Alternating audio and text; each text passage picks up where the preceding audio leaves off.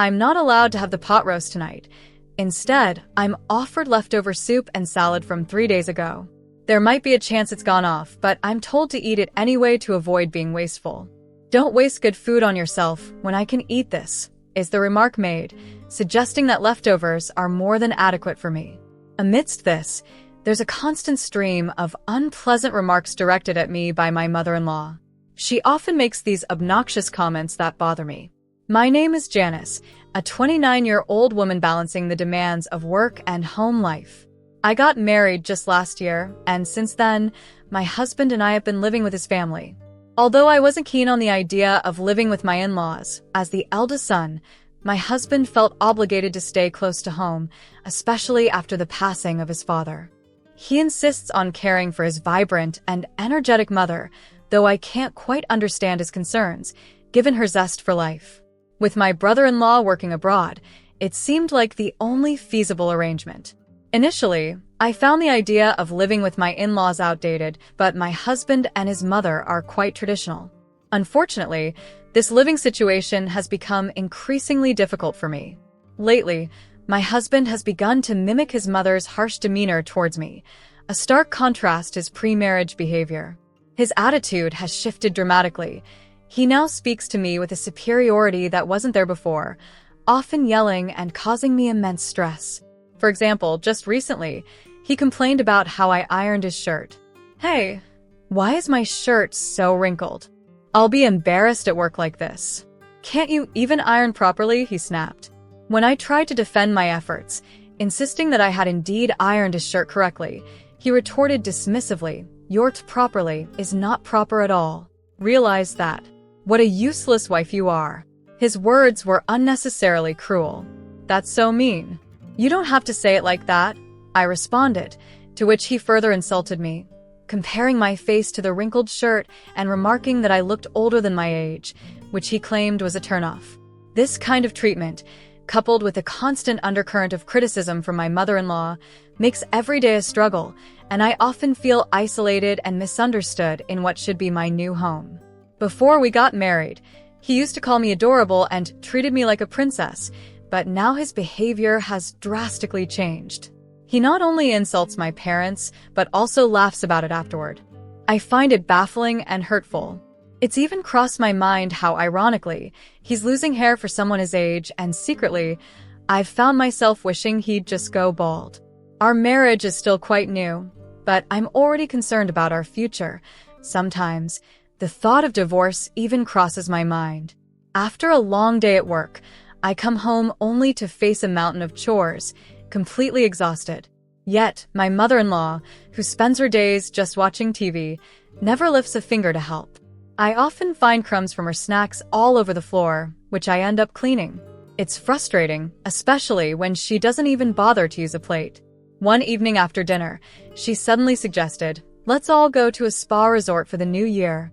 Despite my reluctance to spend more time with them, the idea of the spa resort itself intrigued me. I love spa resorts, and this one has been featured on TV recently, making it sound particularly appealing. I thought perhaps this could turn into a pleasant memory if I could manage to overlook their annoying tendencies. So, while I internally nursed some excitement about the trip, my mother-in-law brought up another topic. "You know we only have a small car, right? So, I was hoping we could borrow your family's minivan. After all, it can hold a lot of luggage." My father, who usually drives a small car, uses the minivan for shopping trips or camping, which is his hobby. Reluctantly, I agreed, figuring it might just make things simpler for this upcoming family getaway. When I called my father to ask about borrowing the minivan for our New Year's trip, he agreed without hesitation. This gesture added a silver lining as I prepared for our end-of-year vacation. Despite the busyness of cleaning the house, the thought of finally relaxing at a spa resort after such a challenging year pushed me forward. As usual, my mother-in-law didn't lift a finger to help, remaining on the sofa like a statue throughout the preparations. Then, on New Year's Day, I awoke to a startling realization. I had overslept. Glancing at the alarm clock, it showed 7:50 a.m. To my surprise, my husband Wayne wasn't beside me, nor was he anywhere in the house. Puzzled, I searched for him and my mother-in-law, but they were nowhere to be found. Panicking slightly, I checked my smartphone for any clues. Usually, I left it charging in the living room overnight, and there, I found a text notification intended for my mother-in-law. "We're going to have fun without you. We never booked a place for you. Spend a lonely New Year. It's okay if the bride doesn't come." It was clear then that they had never planned to include me in their holiday outing, choosing instead to enjoy the trip without me. I felt a mix of sadness and anger, especially suspecting that they had manipulated the situation by turning off my alarm and encouraging me to drink heavily the night before, likely to ensure that I would oversleep. Thankfully, there was no actual drugging, but the intent to impair my ability to wake up felt nearly as violating. Though infuriated and hurt, I realized that getting angry wouldn't change the situation. I decided to make the best of my day alone at home, even though part of me longed to escape to my parents' house and the comfort it offered. I had to find solace in solitude, despite the disappointing start to my new year. My parents were also away on a trip by plane, so there was no point in trying to join them. Instead, I ordered a pizza and spent the day by myself. When my mother-in-law and husband returned from their vacation, they were all smiles, boasting about how much fun they had and how they'd love to visit the spa resort again, explicitly without me. To add insult to injury, they handed me a souvenir, a random stone they found, claiming it suited me perfectly. It was clear that my mother-in-law's spite knew no bounds. Feeling utterly frustrated, I drove the minivan back to my parents' house, assuming they would have returned by then. When I arrived, my father greeted me, expecting to hear tales of the famous spa. I explained I hadn't gone because, according to my mother-in-law, it was okay if the bride didn't come. I was deliberately left behind, waking to an empty house. Shocked and confused, my father asked for clarification, and upon hearing the full story, he became visibly upset, a rare expression on his usually calm face. Without saying much more, my father had me sit in the passenger seat of the minivan, and we headed back to my in-laws' house. As we arrived, he stormed in, carrying something in his hand. My mother-in-law appeared, casually wishing us a happy new year and thanking us for the use of the minivan. She then lied blatantly, saying I had a fever and couldn't join them, claiming she had even offered to stay behind to care for me. The smirk on her face, as she spun this tale, only confirmed her deceitful nature. She certainly never mentioned anything about me being sick. In fact, I wasn't ill at all. It baffled me how she could fabricate such a blatant lie. It seemed there might be something off with her, given her ease with dishonesty. My daughter told us she was intentionally left behind. My father confronted her. She received a text saying it was okay if the bride didn't come. Did I send that? I don't remember. My mother-in-law deflected. You did. Here, look at these texts, I interjected, showing her the messages. Despite being caught red-handed, she maintained her innocence. Her ability to deny the facts, even when blatantly cornered, was astonishing in a twisted way. You still claim you're innocent? You're a sad person, my father remarked. Then, shifting gears, he asked her, "Oh, by the way, can I charge you for the cleaning of the car's interior?" "Why would you do that?" she retorted, clearly confused. "Because you dirted it, and with a married man no less." "What a disgraceful scene," he accused. "What are you talking about?" she demanded. He held up a dash cam he had been carrying. "This right here," he explained. "This camera records both outside and inside the car. It's useful for proving you were driving safely, but it seems you didn't know it could record the interior as well." My mother-in-law, unfamiliar with car gadgets, hadn't realized the dash cam's dual capabilities. The footage my father played back revealed her in a compromising position with an unknown man. Considering my father-in-law had passed away, her actions were not only inappropriate, but deeply disrespectful.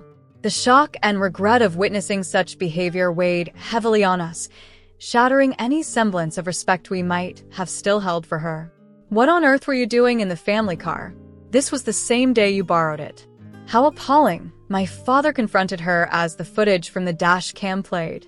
My mother-in-law was visibly panicked, fumbling over her words, her eyes welling up with tears, clearly on the verge of breaking down.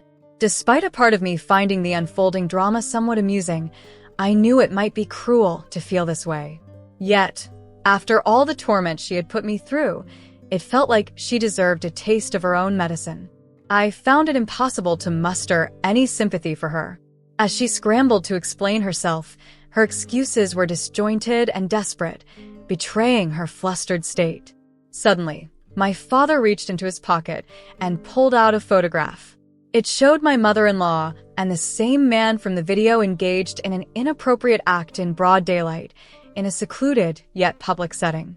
The audacity of her actions, especially during the daytime, was shocking. "Why would you have such a picture unless you meant to harm me?" she challenged my father.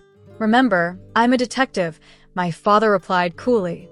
"Does that jog your memory? I've been telling you this all along." It turned out that the wife of the man seen with my mother-in-law had hired my father for an infidelity investigation. He was surprised to discover my mother-in-law as the other woman. "I was going to inform her next week," my father disclosed. The pieces fell into place, explaining his possession of such damning evidence. This revelation marked a turning point, exposing my mother-in-law's deceit not just to our family, but potentially to others as well. "I hadn't planned to reveal this so soon," my father said, holding the photograph. My mother-in-law, caught off guard, immediately protested her innocence. "No, I was put in a bad situation against my will. Please don't tell his wife." "But it seems you were enjoying yourself," my father retorted. "We also have video footage of you whispering sweet nothings to this man. Would you like to see that too?" Overwhelmed by the mounting evidence, my mother-in-law collapsed to her knees, sobbing. I watched her break down, my gaze cold and detached. Amid this tense moment, my husband walked in. My patience with him had already evaporated, and I declared my intention right then and there. "I've had enough. I want a divorce. I can't stay in this dysfunctional family any longer." "What? But what about our living expenses if you leave?" he asked in a panic. "I was fired a while ago," he confessed, dropping another bombshell. Despite knowing he had lost his job at the end of the year, he had still chosen to go on that lavish spa resort trip, a decision that now seemed utterly foolish to me. Hearing this, I felt I had no choice but to leave him. I removed my wedding ring, placed it on the table, and headed for the door. He tried to stop me, pleading, "Can't you forgive me for not taking you on the spa trip?" "It's not just about the trip," I replied sharply. "I don't want to be with you or your mother anymore. If you want to live with her that much, then go ahead, you mama's boy." As he begged me to wait, I contacted a lawyer and proceeded with the divorce. My ex-husband now seems to be struggling to manage his finances. Considering he was fired from his last job for theft, finding new employment will likely be a challenge for him. My ex-husband had been caught stealing at work, leading to his dismissal. His employers simply couldn't trust someone with such integrity issues, and unsurprisingly, this marked the beginning of a series of unfortunate events for him and his mother. Additionally, the wife of my mother-in-law's lover demanded compensation for the affair, which forced them to use all the savings left by my father-in-law to settle the claim. Since then, I haven't seen either my ex-husband or my former mother-in-law. I can only imagine they must be experiencing difficult times, but frankly, their situation no longer concerns me. Nowadays, I live alone and truly enjoy my work. Reflecting on everything, I'm relieved I made the decision not to start a family with my ex-husband. I now lead a peaceful life and am open to the possibility of finding new love should the right opportunity come along. I'm determined to choose wisely this time, ensuring my next relationship is built on trust and genuine affection. This is my plan and my commitment to myself, to make more prudent choices for a happier future.